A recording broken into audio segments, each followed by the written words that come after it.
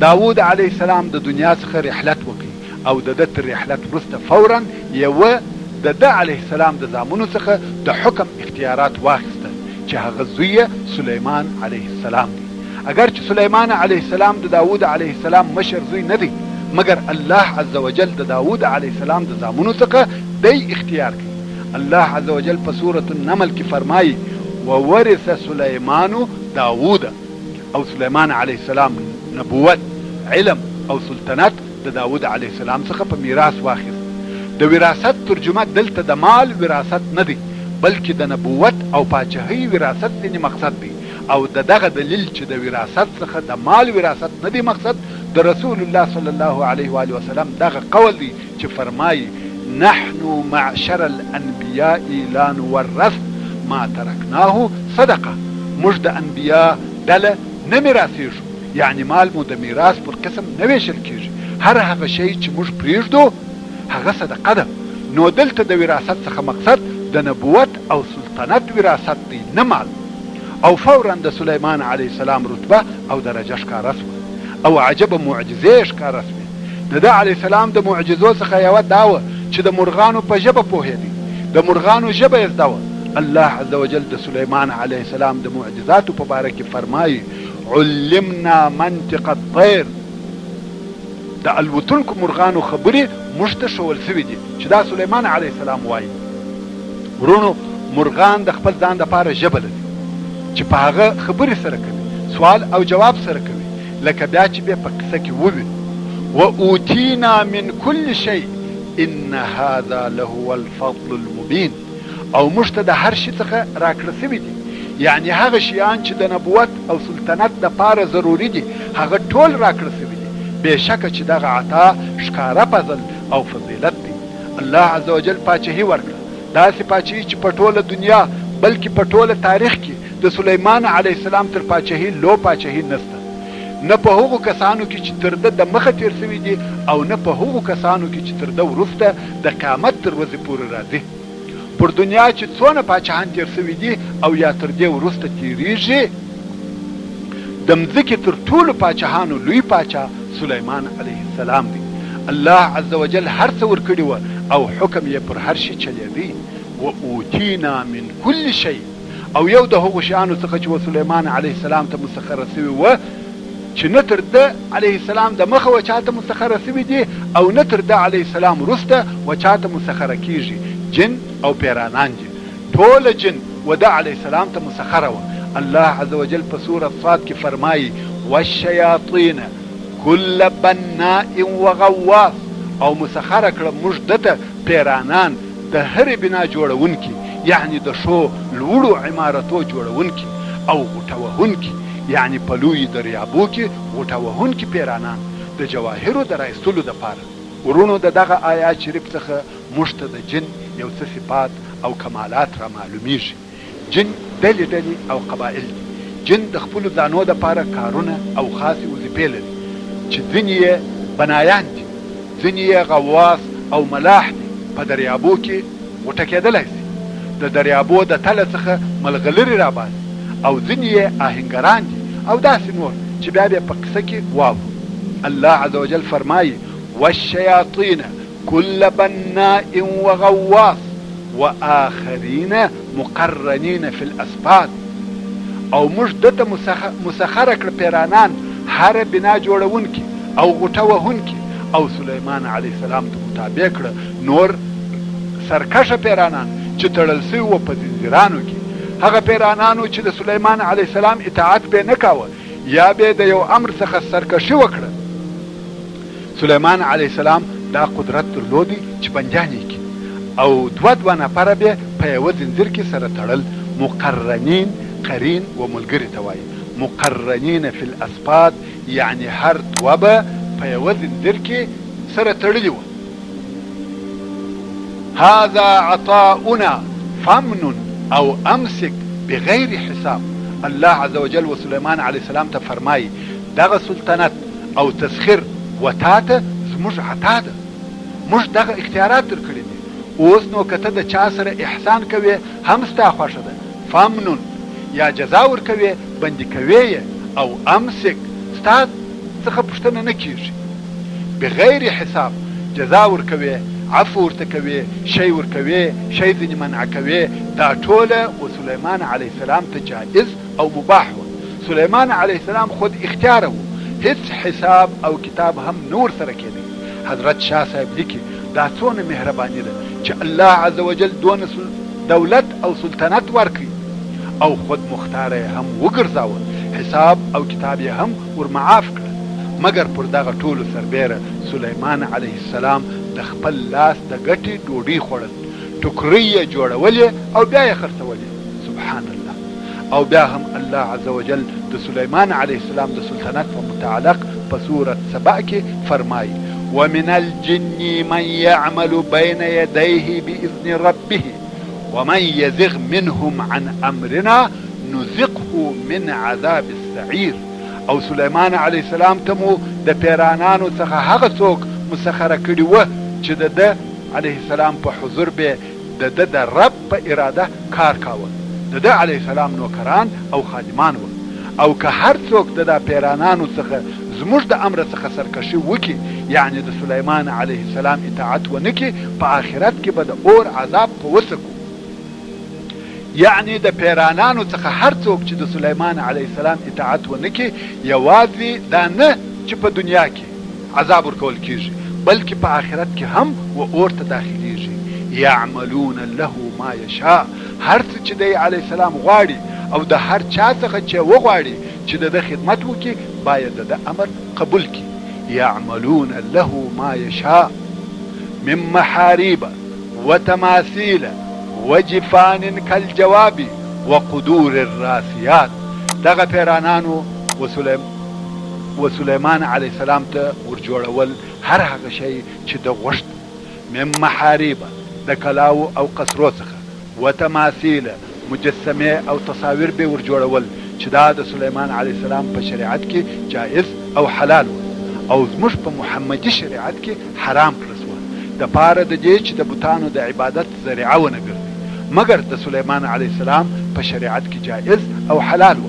نو پیرانانو به مجسمه ورجوړولې. وجفان کالجواب، جفنه لوشي، جفان یې جمع ده یعنی لوشي، جواب حوزونه، یعنی پیرانانو دون لوی لوشي ورجوړول لکه لوی لوی حوزونه، هر لوشي د یو لوی حوض پر اندازه و. وقدور الراسیات، قدور دیګونه، راسیات ثابته چې حرکت نه کوي. دون لوی دیګونه و چې ځینې دیګونه د یو لوی قصر پر اندازه و.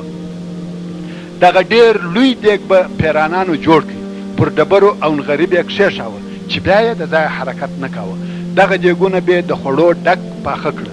پیرانانو به دغه لوی لوی دیګونه ورپخول او بیا به په هغه لوی لوښو کې اچول، هغه لکه حوزونه، او بیا به دغه خواړه خلقو ته ورکول. ورونو تاسې دغه عظمت ته وګورئ، څوک به دغه حالت ته رسېدلی سي؟ دغه ټول عظمت، شان او شوکت د الله عز وجل په اجازه او قدرت و سلیمان علیه السلام ته ورکړه سوي وه. الله عز وجل فرمایي اعملوا آل داود شکرا وقلیل من عبادی الشکور. یعنی ای د داود علیه السلام کورنۍ د دغه عظیمو احسانو شکر ادا کوي او زما د بندگانو څخه شاکره بندگان لږ دي. او الله عز وجل په سورة الانبیاء کې فرمایي ومن الشیاطین من یغوصون له، او تابع کړي و موږ دته ځینې پیرانان هغه چې په دریابو کې به د ده دپاره غوټې وهلې.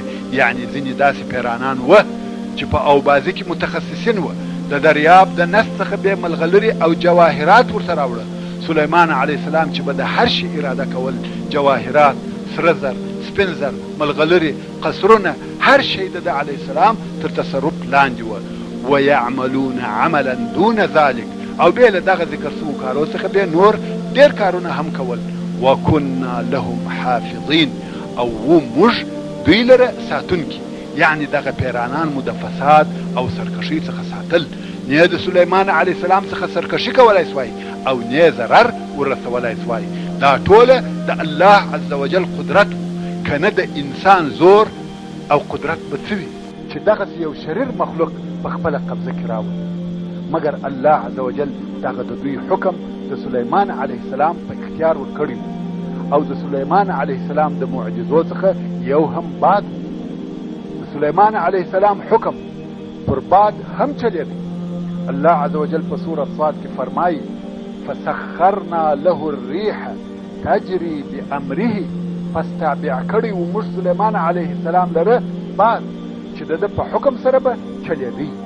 هوا او بادونه د ده علیه السلام په اراده وه، هر قسم چې بې خوښه وه هغسې امر کول. رخاء حیث اصاب، نرم نرم بادونه هر چیرې چې به د ده علیه السلام اراده وه. رخاء یعنی خیر، رخاء و هغه باد ته ویل کېږي چې باران اوري، نه هغه طوفاني باد. پر هر ځای چې به ده علیه السلام غوښته چې هلته باران وسي، بادونه بیا امر کړه هلته بیا اورېدې وروستې او پر هغه ځای به باران واورېد. دا څونه او څنګه پاچهي وه؟ کومه پاچهي به تر دې لوی، خو یوازې دغه د باران بادونه یې تر حکم نه و لاندې، بلکې هغه طوفاني او قوي بادونه یې هم تر امر لاندې وه. الله عز وجل په سورة الانبیاء کې فرمایي ولسلیمان الريح عاصفة تجري بأمره إلى الأرض التي باركنا فيها، او موږ سلیمان علیه السلام ته توند تیز باد تابع کړی و چې د ده په حکم سره به چلیږي. سلیمان علیه السلام د خپل ځان او د خپلو لښکرو په نقلولو کې هم د دغه قوي باد څخه کار اخیستی او دا موضوع په ډېرو روایتو کې ذکر شوې ده. سلیمان علیه السلام یو ډېر لوی تخت د لرګو څخه جوړ کړی و، ډېر لوی تخت چې تختې او لرګي یو د بل سره تړل سوي او میخ سوي وو. کم وخت چې بیا غوښته چې دی علیه السلام یو ځای ته ولاړ شي او یا لښکر د کفارو د جنګ دپاره یو ځای ته ولېږي، نو به پوره لښکر د خپلو لوازمو سره پر هغه تخت کښېنسته او سلیمان علیه السلام به باد امر کوي چې تر دغه تخت لاندې شي.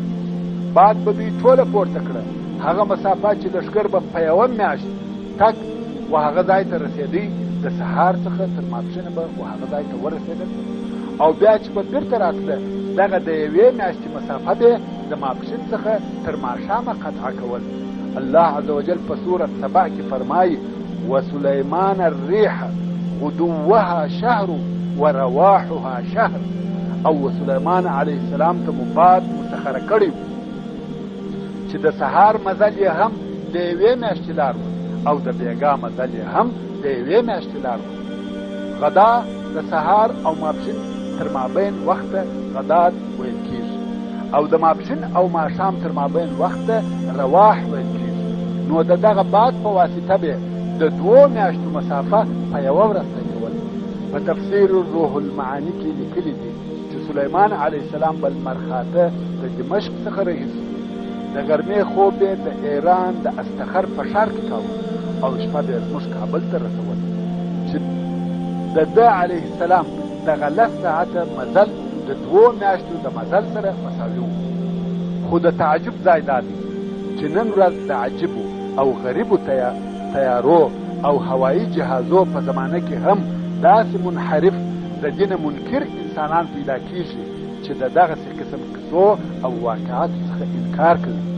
آیا هغه کار چې نن ورځ یې امریکایان او اروپایان د برق، پټرولو او بخار په واسطه کولی شي، الله عز وجل یې د خپل یوه نبي په خاطر په خپل قدرت سره نشي کولی، بلکې کولی شي. او دا د الله عز وجل د طرفه معجزه وه او د سلیمان علیه السلام د معجزو څخه یوه هم د مسو چینه وه. لکه الله عز وجل چې و داود علیه السلام ته اوسپنه نرمه کړې وه، دغه رنګه یې و سلیمان علیه السلام ته یوه چینه ورکړې وه چې د هغې څخه به ویلې سوي مس راوتل چې قطران یا قطر ورته ویل کېږي. وایي الله عز وجل دغه چینه د یمن په اطرافو کې بهولې وه چې پیرانانو به هغه ویلې سوي مس په غالبو کې اچول، لوی لوی دیګونه، لوښي او نور شیان یې ځینې جوړول. دونه لوی دیګونه او لوښي جوړول چې په هر یوه کې د یوه لښکر خواړه پخېدل او ځایېدل.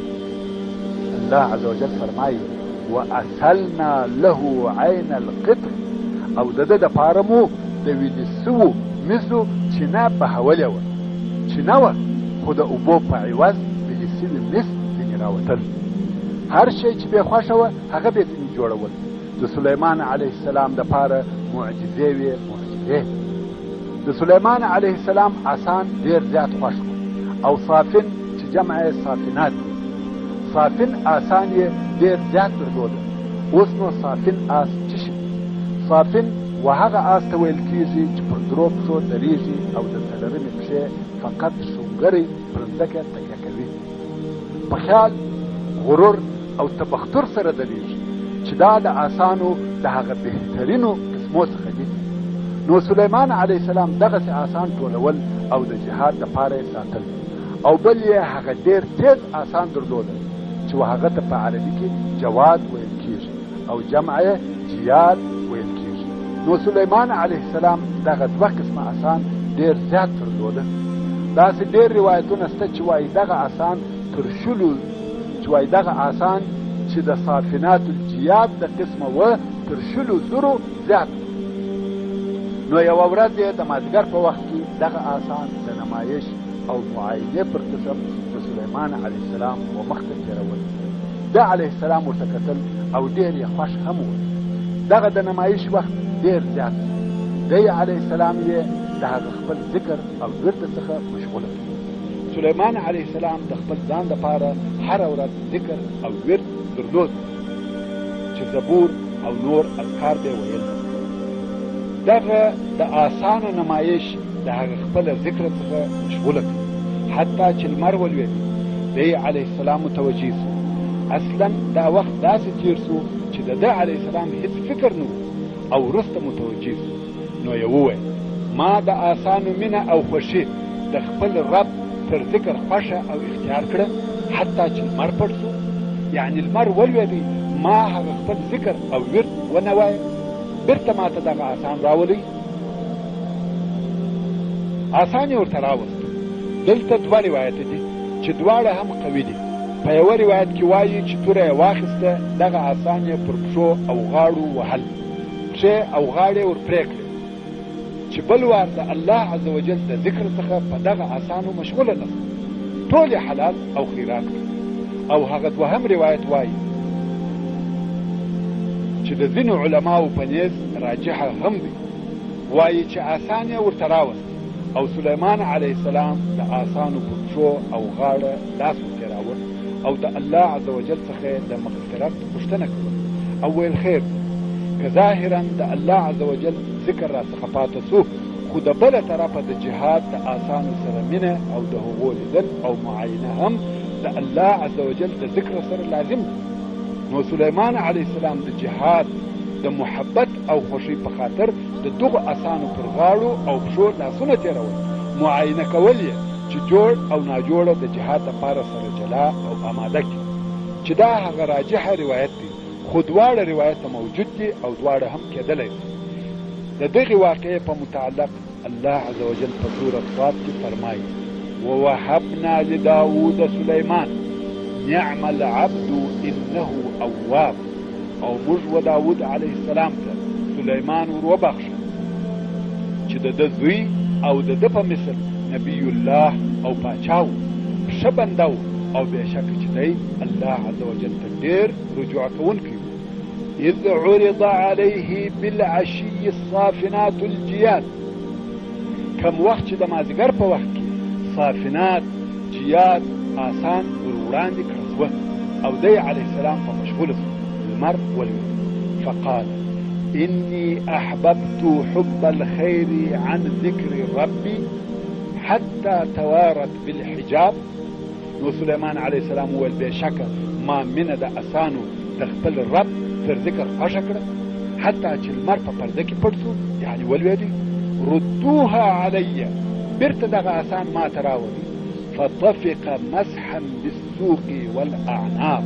آسان یې ورته راوسته، پس شروع وکړه سلیمان علیه السلام په مسح کولو د پښو او غاړو د دغه آسانو، چې د دغه آیا شریف په ترجمه کې هغه ذکر سوي دوه روایته بیان سوي دي چې یا یې په توره غاړې او پښې ور پرې کړې او یا یې لاس پر تېراوه. الله عز وجل و سلیمان علیه السلام ته د هر څونه ودو اجازه ورکړې، نو ځکه سلیمان علیه السلام د ډیرو ښځو سره ودونه کړي دي او د ده د ښځو د شمېر یا حساب په متعلق مختلف روایتونه شته. څوک وایي 80 یا 90 یا 100. خو داسې روایت هم شته چې وایي سلیمان علیه السلام د 1000 ښځو سره واده کړی. نو د سلیمان علیه السلام د ښځو شمېر 1000. سلیمان علیه السلام یو وخت قسم یاد کړ چې نن شپه به وخپلو 80 ښځو ته ورځم، چې دغه بیان په صحیح حدیث شریف کې هم هغه چې امام بخاري رحمه الله یې روایتوي راغلی. رسول الله صلی الله علیه و آله وسلم فرمایي: قال سليمان لأطوفن الليل على 70 امرأة كل واحدة تأتي بفارس يجاهد في سبيل الله ولم يقل إن شاء الله. يعني سليمان عليه السلام هو ننشبه بخبلو أو ياشوزو قرصة او هر یوه به فارس جنگي پهلوان راوړي چې فی سبیل الله جهاد وکړي او انشاء الله یې ونه ویل. ورونو اول تاسې دغه نیت ته وګورئ. غواړي چې هره ښځه د ده څخه حامله سي او هر یوه فارس وزېږوي چې د الله عز وجل په لار کې جهاد کوي او الله عز وجل دغه قدرت هم ورکړی و. دغه ښځو ته ورغی. رسول الله صلی الله علیه و آله وسلم فرمایي: فطاف عليهن فلم تحمل إلا امرأة واحدة جاءت بشق الرجل. سليمان عليه السلام پر دغه ښځو وګرځېدی، هېڅوک حامله نه سوه بې له یوې ښځې چې هغې هم نیم کوچنی وزېږه. کوچنی و چې نه لاسونه درلوده نه پښې. رسول الله صلی الله علیه و آله وسلم نور هم فرمایي: والذي نفسي بيده لو قال إن شاء الله لجاهدوا في سبيل الله أجمعين. زما دې په هغه ذات قسم وي چې زما د نفس اختیار د هغه په قدرت کې دی کې ان شاء الله ویلي وای ټولو به فی سبیل الله جهاد کړی وای. په دې کې موږ ته لارښوونه ده چې مسلمان باید د هر کار سره ان شاء الله ووایي او الله عز وجل د دغه واقعې په متعلق په سورة غاد کې فرمایي: ولقد فتنا سليمان والقينا على كرسيه جسدا ثم اناب. يعني خامخا موږ سليمان امتحان کړی دی او د پر تخت یو جسد ور وغورځاوه، بیا ده و الله عز وجل ته رجوع وکړه. د جسد څخه مقصد دغه بې لاسه او بې پښو هلک دی. دا د الله عز وجل د طرفه تنبیه وه چې واخله دغه ستا د قسم نتیجه ده. سلیمان علیه السلام د دغه حالت په لیدلو سره د افسوس او پښیمانۍ سره و الله عز وجل ته رجوع وکړه. د انشاء الله پر نه ویلو یې استغفار او د بخښنې طلب وکړه. تر دغه وروسته بیا همیشه انشاء الله ویل. الله عز وجل و سلیمان علیه السلام ته په قضا او فیصلو کې پوهه او حکمت ورکړی.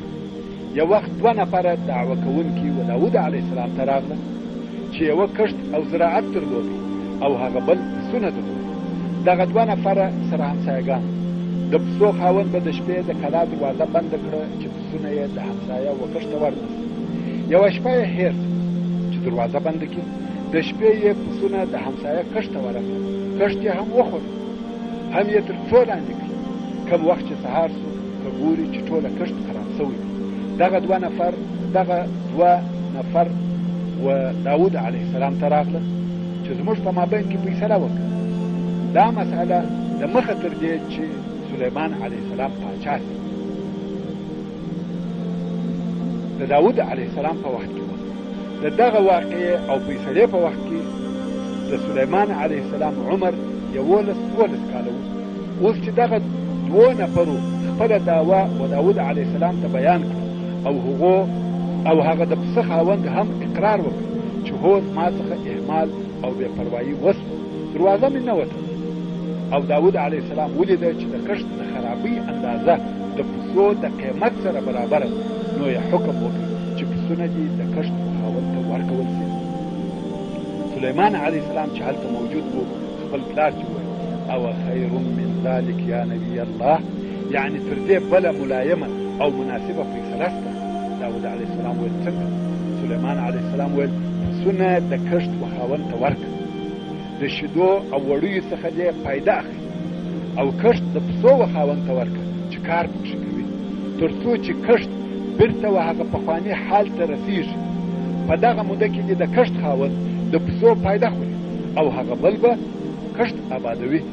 کوم وخت چې کښت و خپل حال ته ورسېږي، د کښت خاوند به خپل کښت تسلیم کړي او د پسو خاوند به خپل پسونه تسلیم کړي او دواړه طرفه به د خسارې څخه وساتي. داود علیه السلام چې دا فیصله واورېده، پر سلیمان علیه السلام یې آفرین ووایه او د خپل اجتهاد څخه وګرځېد، ځکه واقعا هم دغه حکم تر هغه اول حکم شو. هو، اول حکم هم صحیح او پر ځای دی، خطا نه دی، خدا تر هغه بهتر دی. د دغه واقعې په متعلق الله عز وجل په سورة الانبیاء کې فرمایي: وداود وسلیمان اذ يحكمان في الحرث اذ نفشت فيه غنم القوم. یاد که قصه د داود او سلیمان علیهم السلام کم وخت چې هغو دواړو د هغه کښت په باره کې حکم کاوه، کم چې د شپې په هغه کښت کې د هغه قوم پسونه ګډ سوي وه. وکنا لحکمهم شاهدین، او موږ د دوی حکم ته حاضر وو. ففهمناها سلیمان وکلا آتینا حکما وعلما. پس په هغه فتوا او فیصله مو سلیمان وپوهاوه او موږ به هر یوه ته د دوی دواړو حکم، نبوت او پوهه ورکړې وه. د سلیمان علیه السلام د پوهۍ او په دعوو کې د حکیم قضاوت بل مثال هغه دی چې امام بخاري او امام مسلم یې روایتوي. دوې ښځې و سلیمان علیه السلام ته راغلې او فیصله یې غوښته چې د هغو کیسه داسې. دوې ښځې وې چې هر یوې د درو څلورو شپو د دې کوچنی زوی درلود. یوه شپه شرموښ راغلی، د دغه مشر زوی یې وښود. اوس چې دې خپل زوی د لاسه ورکړي، په هغه شپه ورغله، د هغه بلې زوی یې واخیستی. سهار چې کشرې وکتل، زوی یې نسته.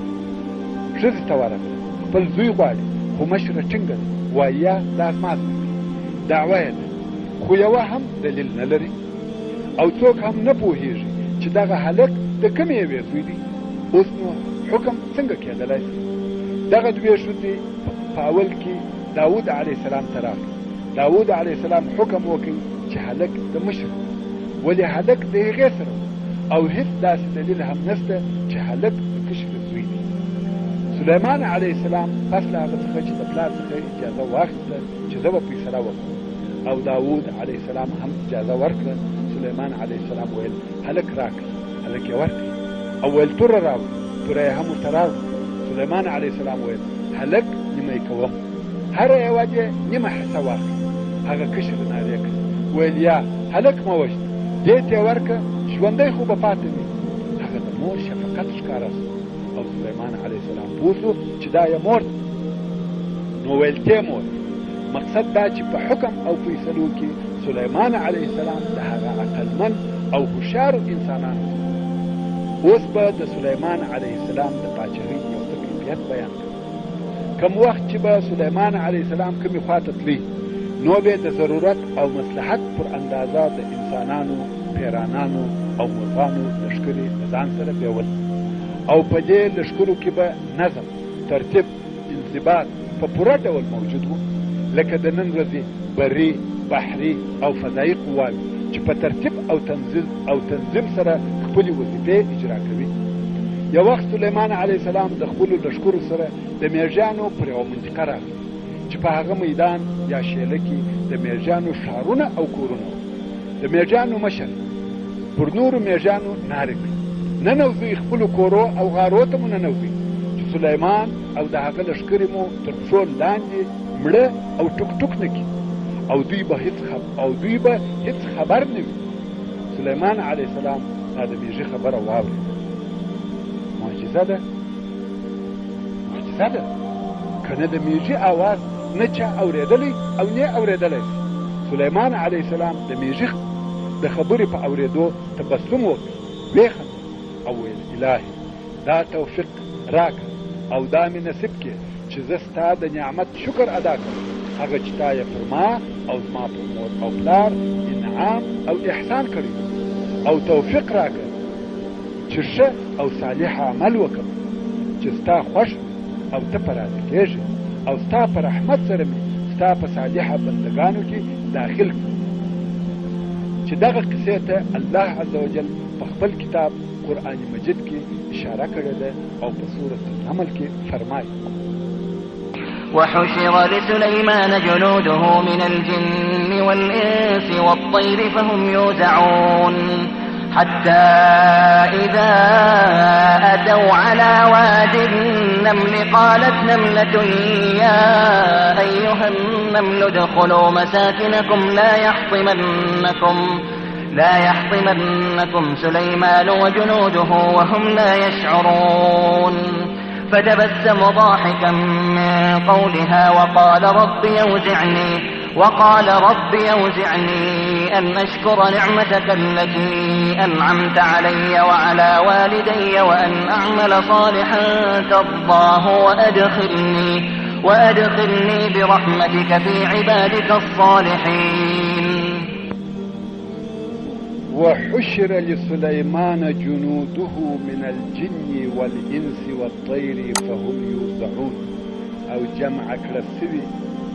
جمع کلسوه سلیمان علیه السلام د لشکرې د پیرانانو او انسانانو او مرغانو چې بیا به ډلې کېده پر ترتیب برابرېده.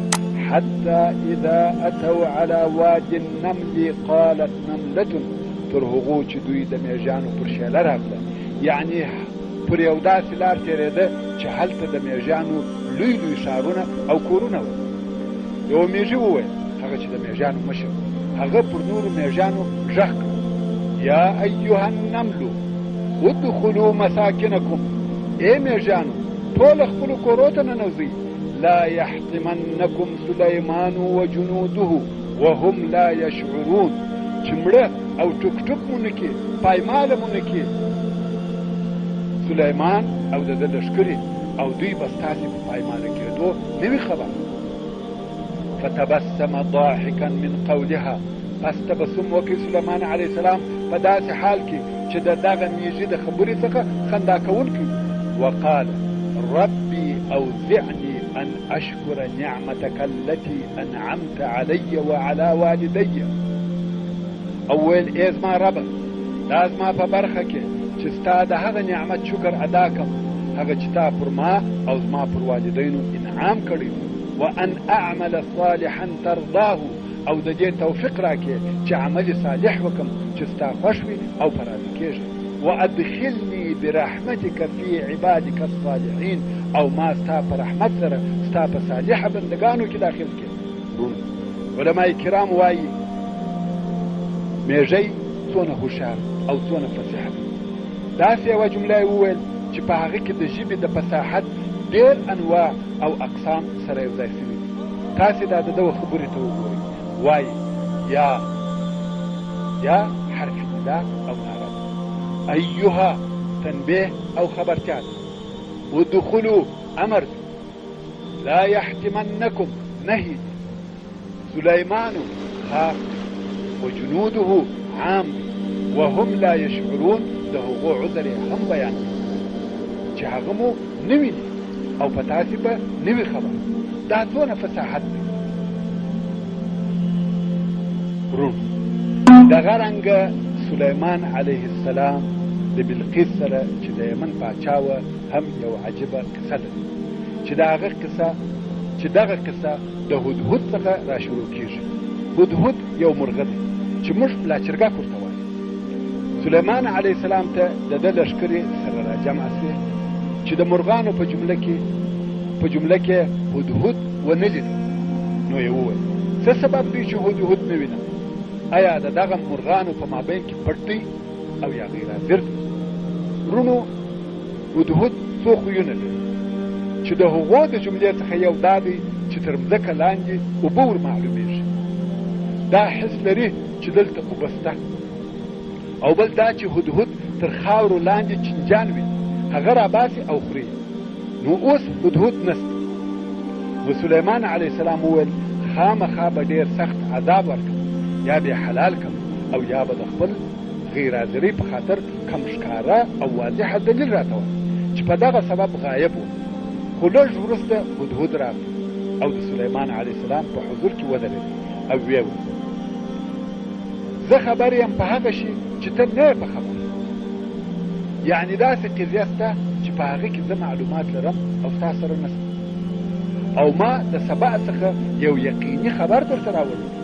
سبا په یمن کې د یو ښار نوم دی چې دغه ښار په هغه وخت کې د یمن پایتخت هدهد هلته تللی او اوس راغی.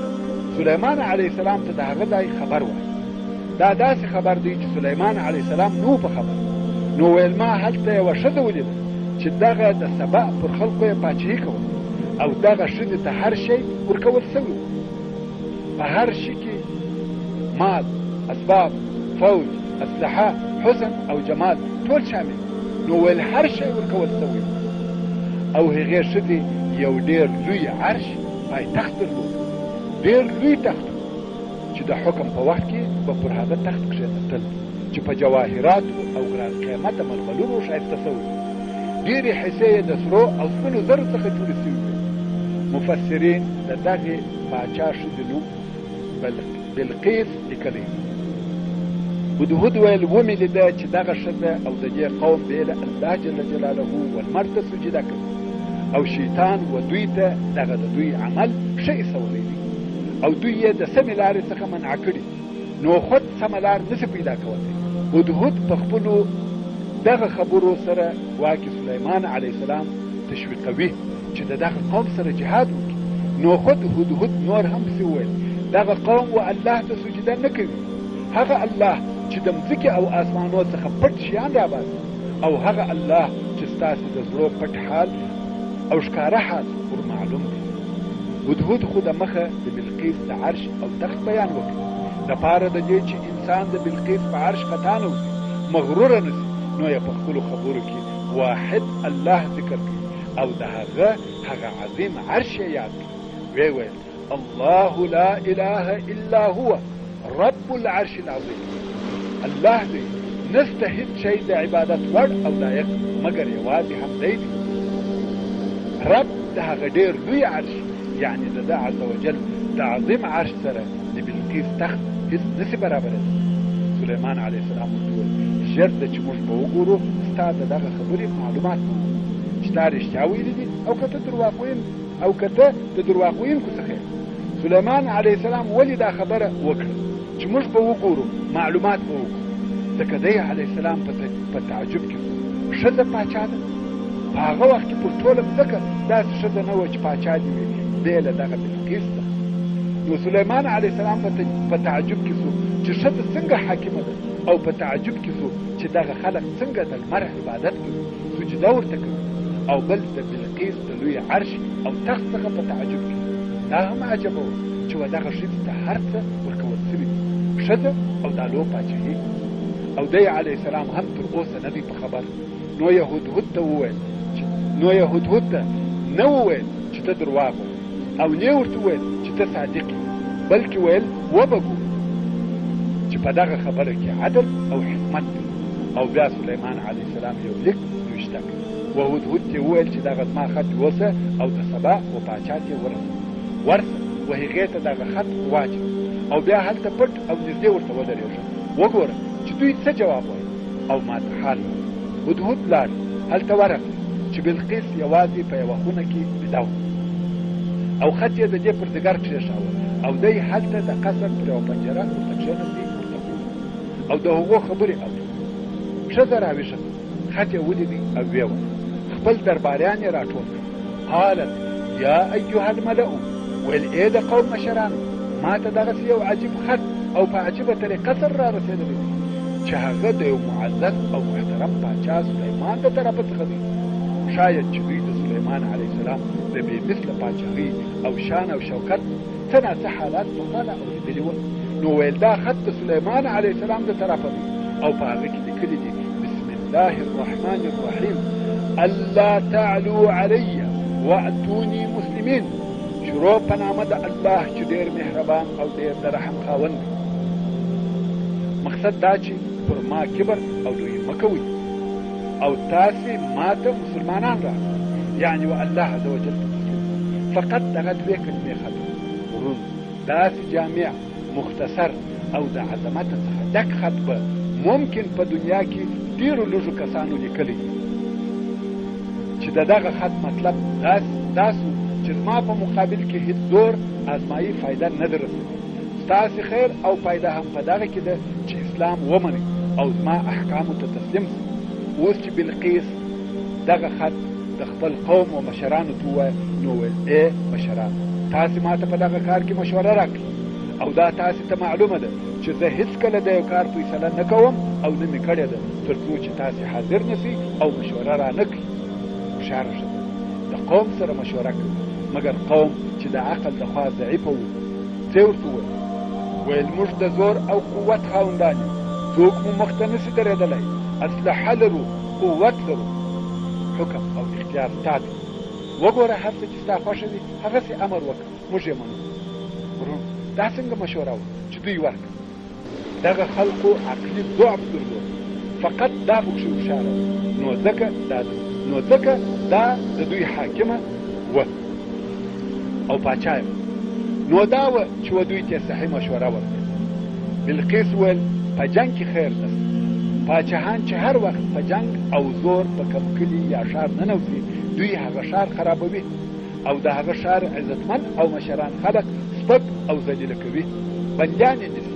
خو زه به د سلیمان علیه السلام یو امتحان واخلم، معلومات به وکړم، زه به هغه ته هدیه او سوغاتونه د یوې ډلې په لاس ورولېږم، بیا به زه وګورم چې دغه قاصدان د خپله ځانه سره څه اخبار او احوال راوړي.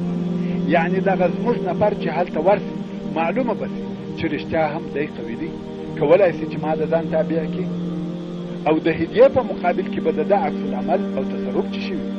بلقیس غوښته چې د سلیمان علیه السلام ذوق او شوق ځان ته معلوم کړي چې د څه شي سره ډېره زیاته علاقه لري. مال او پیسې یې خوښ دي، ښایسته انسانان یې خوښ دي، تاریخي او نادره سامان یې خوښ دي. نو یې د هر قسم څخه تحفې او سوغاتونه څخه ځای کړل او د سبا څخه یوه ډېره لوړ ډله د فلسطین پر طرف بهیر شو چې ډېرې زیاتې او لوی لوی تحفې یې ورسره اخیستې دي. خیر فلسطین ته ورسېد او د سلیمان علیه السلام و حضور ته ورغی او ویل موږ نه غواړو چې ستا تابع شو، خو دغه تحفې او سوغاتونه مو درته راوړي دي چې موږ او ستاسې په مابین کې د دوستۍ او صلح علامه وي. جنګ نه غواړو، نورې تحفې به هم درته رالیږو. دا هدیې او تحفې چې سلیمان علیه السلام ولیدلې ډېر په قهر شو، ویل تاسې زما سره په مال کومک کوئ؟ هغه شی چې الله عز وجل ما ته راکړی دی چې نبوت، علم او سلطنت دی تر هغه ډېر ښه او بهتر دی چې تاسې ته درکړی. په دغه هدیه او سوغاتو تاسې خوشحاله کېږئ، که چاته ورکوئ فخر پکوئ او که څوک درکړي د مال او د ډېروالي په خاطر په خوشحاله کېږئ، د مال د ډېروالي په خاطر په خوشحاله کېږئ. زه ستاسې د دغه تحفو او هدیو ته هیڅ اهمیت نه ورکوم. ای قاصد بېرته ولاړ بلقیس او د دې قوم ته ووایه چې ټوله دې مسلمانان و ما ته تسلیم راسي، که نه د دوی جنګ او مقابلې ته به داسې لښکر ورولېږم چې د مقابلې مقاومت یې هېڅوک نه لري او خامخا به موږ دوی په داسې حال کې چې خوار او ذلیله وي د دغه ښار څخه د سبا وباسو، بې عزته او بې حرمته به خوار، زهیر او بندیان به دغه رالیږل شوې ډله بېرته یې منځته او خپل قوم یې د سلیمان علیه السلام په حالاتو خبر کړي. ویل هیڅ امید نشته چې موږ دې کامیابه شو، هیڅ کار مو فایده نه لري، تسلیم شئ. بلقیس هم سلیمان علیه السلام ته حال ولېږي چې تا ته به تسلیم شوي درس تابع به دي،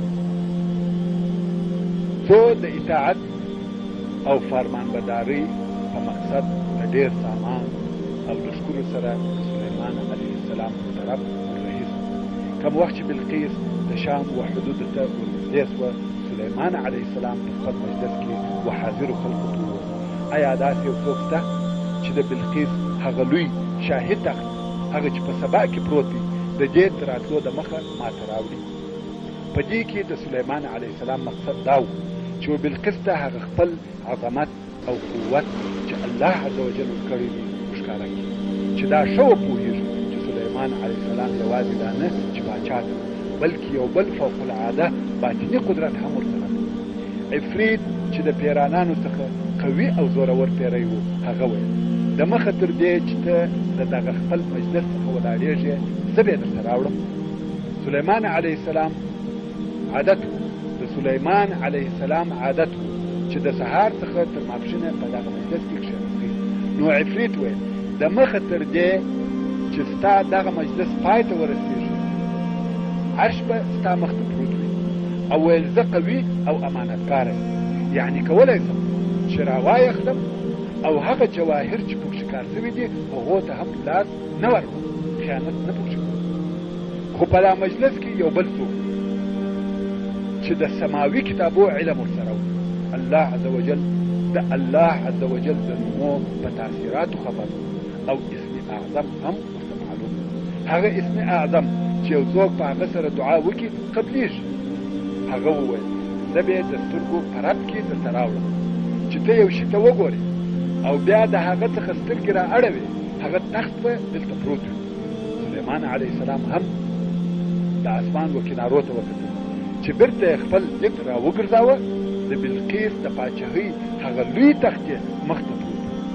کله چې سلیمان علیه السلام ولیده چې تخت د ده په حضور کې پروت دی نو یې وویل هذا من فضل ربي، دغه د تخت دغه ژر راوړل زما د رب د فضل او احسانه څخه دا څونه عظمت او قدرت دی چې داسې لښکرې لري چې هغه دې دغه کارونه ورته کوي. نو سلیمان علیه السلام وویل هذا من فضل ربي، دا زما د رب د فضل څخه دی دپاره د دې چې ما امتحان کړي چې آیا زه د الله عز وجل پر نعمتو شکر کوم او که ناشکري کوم. مګر په حقیقت کې سلیمان علیه السلام په هر قدم او هر لحظه کې د الله جل جلاله د نعمتو شکرونه ادا کول. او بیا وویل هر څوک چې شکر ادا کوي هغه خپل ځان ته شکر کوي، یعنی د شکر کولو فایده خپل ځان ته رسیږي چې په دنیا او آخرت کې نعمتونه ورکول کیږي.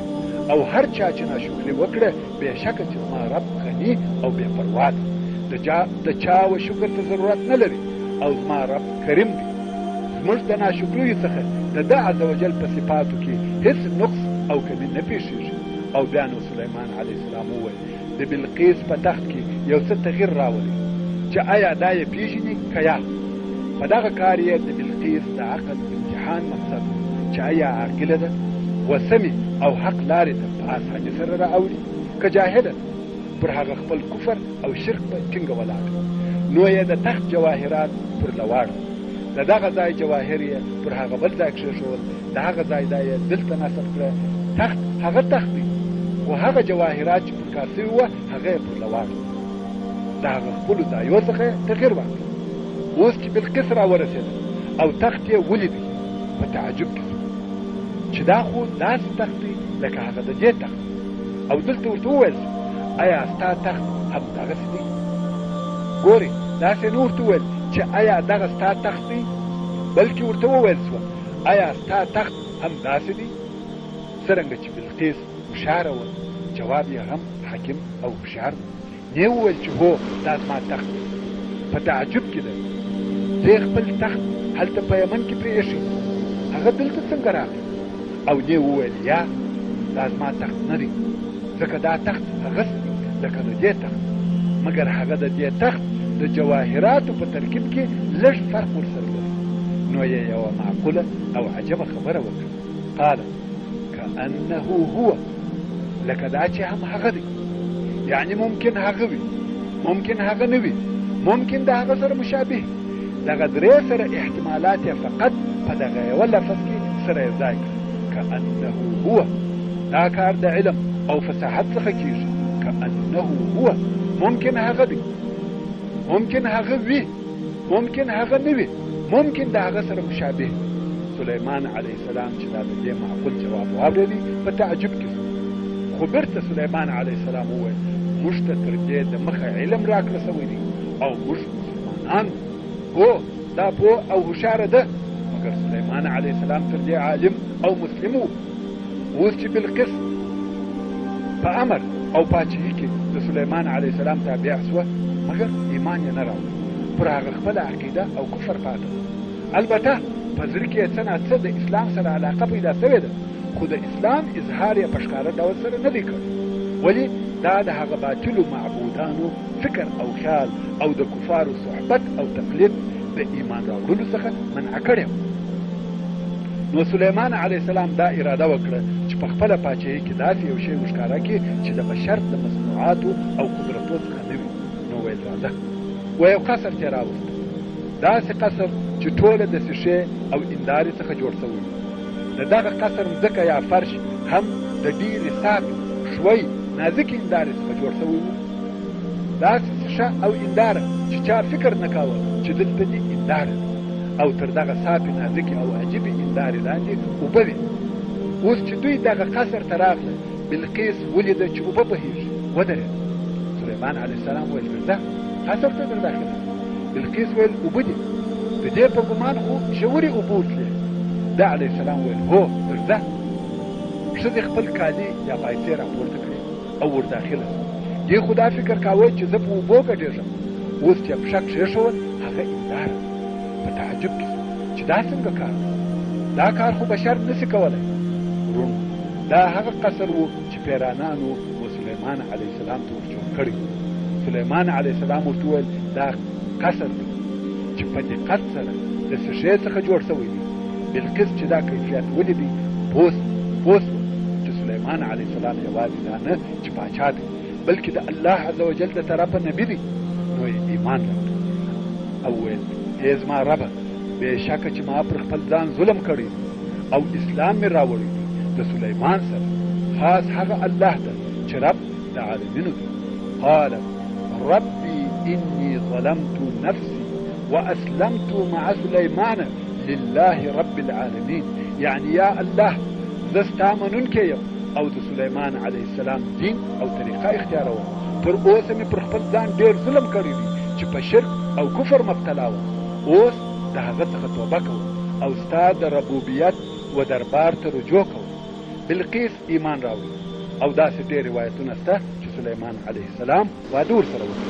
ورونو دغه قصه الله عز وجل په قرآن مجید کې د سورة النمل په 25 مشرفو آیاتو کې ذکر کړی ده چې د 20 نمبر آیات څخه شروع کېږي او د 44 نمبر آیات په پوره کېدلو سره پای ته رسېږي.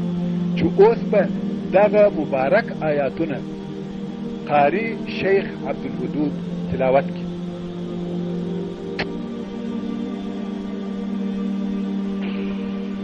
وتفقد الطير فقال ما لي لا أرى الهدهد أم كان من الغائبين لأعذبنه عذابا شديدا أو لأذبحنه أو ليأتيني بسلطان مبين. فمكث غير بعيد فقال أحطت بما لم تحط به وجئتك من سبأ بنبأ يقين.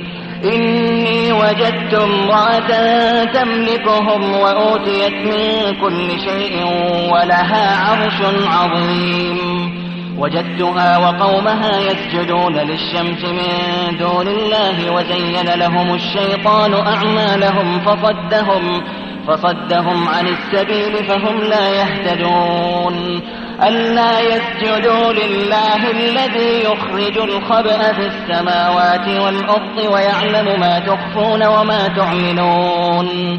الله لا إله إلا هو رب العرش العظيم. قال سننظر أصدقت أم كنت من الكاذبين. اذهب بكتابي هذا فألقه إليهم ثم تول عنهم فانظر ماذا يرجعون. قالت يا أيها الملأ إني ألقي إلي كتاب كريم إنه من سليمان وإنه بسم الله الرحمن الرحيم. ألا تعلوا علي وأتوني مسلمين. قالت يا أيها الملأ وافتوني في أمري ما كنت قاطعة أمرا حتى تشهدون. قالوا نحن أولو قوة وأولو بأس شديد والأمر إليك فانظري ماذا تأمرين. قالت إن الملوك إذا دخلوا قرية أفسدوها وجعلوا أعزة أهلها أذلة وكذلك يفعلون. وإني مرسلة إليهم بهدية فناظرة بما يرجع المرسلون.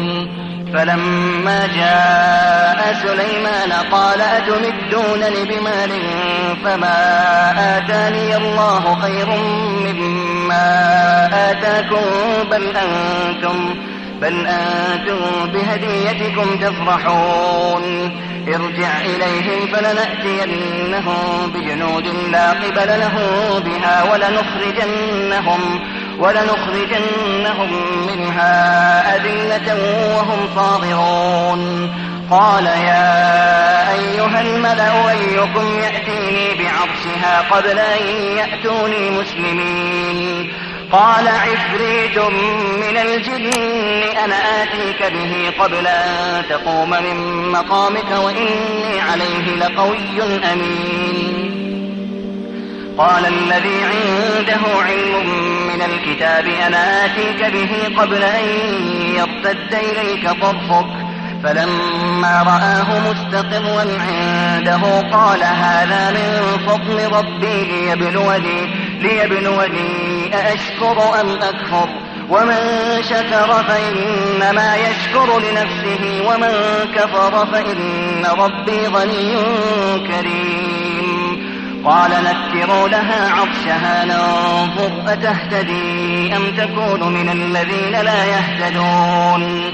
فلما جاءت قيل أهكذا عرشك قالت كأنه هو وأوتينا العلم من قبلها وكنا مسلمين.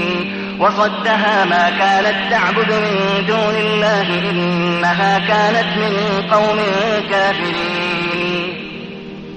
قيل لها ادخل الصرح فلما رأته حسبته لجة وكشفت عن ساقيها قال إنه صرح ممرد من قوارير. قالت رب إني ظلمت نفسي وأسلمت مع سليمان لله رب العالمين. محترم ورونو دغه تلاوت سو مشرفه آیاتو ترجمه عینا هغه د مخنی قصه ده چې موږ بیان کړه. که اوس بیا هم د آیاتو ترجمه بیانوم نو تکرار ته ضرورت نشته.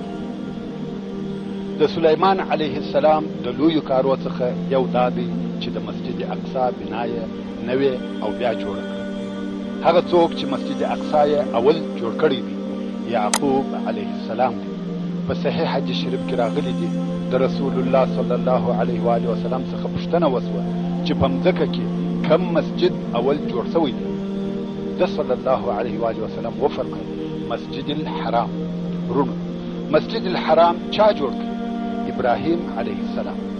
پوښتنه کوونکي وویل بیا کم مسجد جوړ شوی دی؟ رسول الله صلی الله علیه و آله وسلم وفرمایل مسجد الاقصی. ورونو دغه مسجد د ابراهیم علیه السلام للمسیح یعقوب علیه السلام جوړ کړی دی. پوښتنه کوونکي وویل د دغو مسجدو د جوړېدو په مابین کې څو کاله فرق دی؟ رسول الله صلی الله علیه و آله وسلم وفرمایل 40 کاله.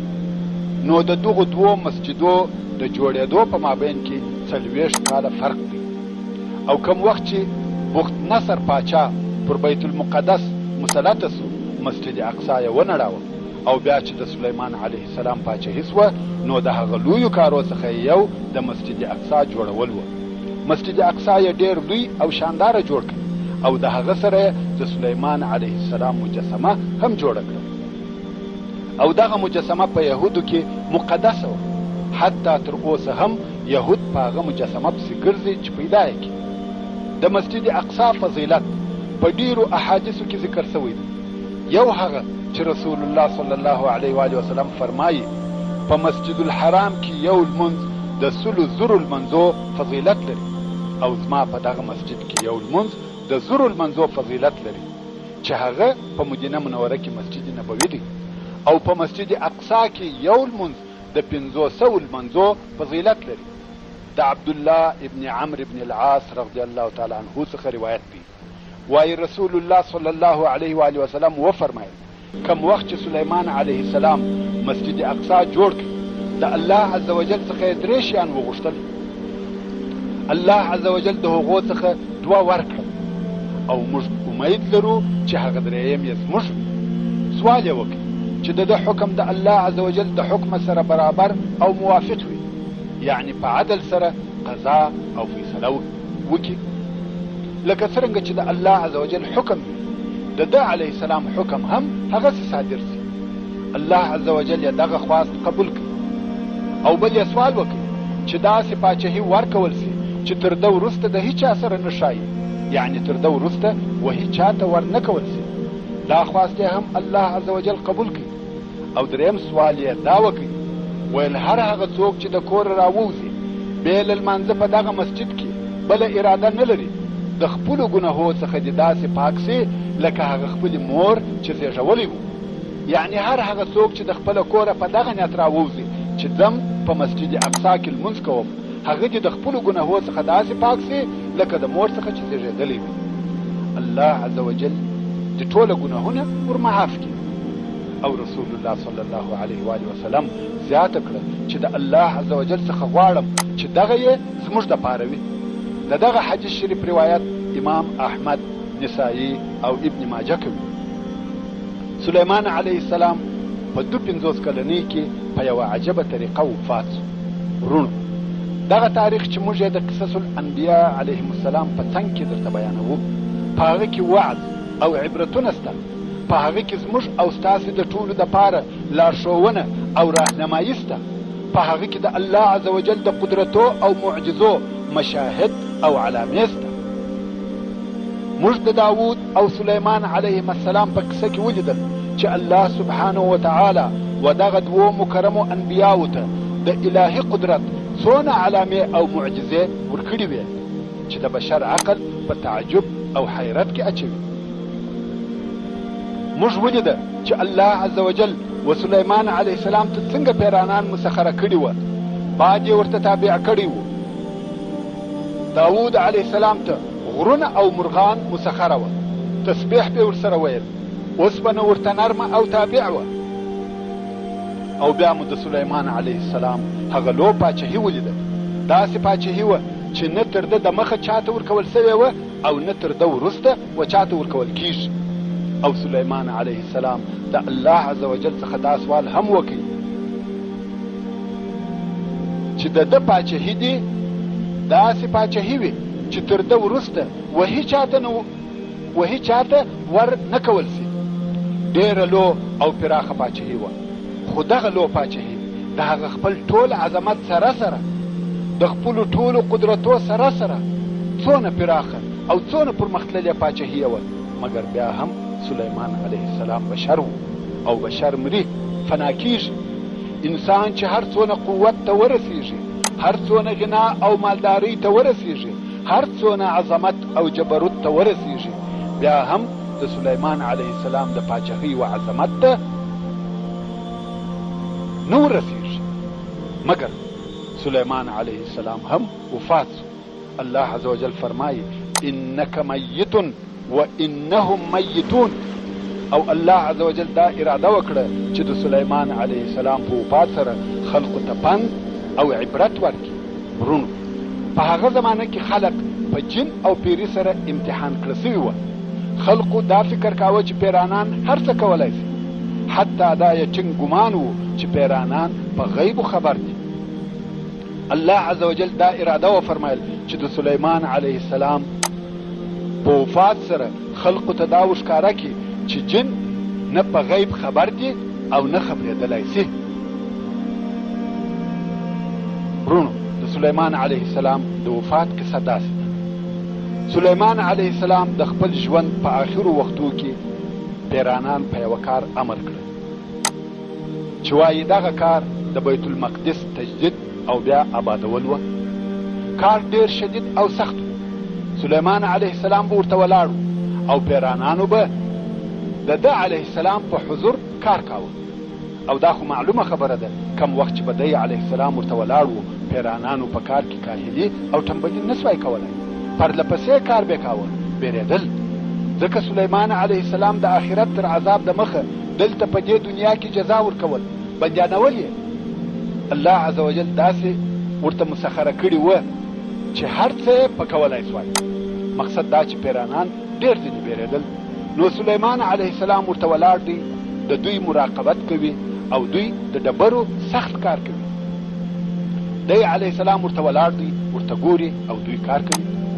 سلیمان علیه السلام ته چې عمر یې 52 کاله و، دا ور معلومه سوه چې د وفات وخت مې رانږدې دی.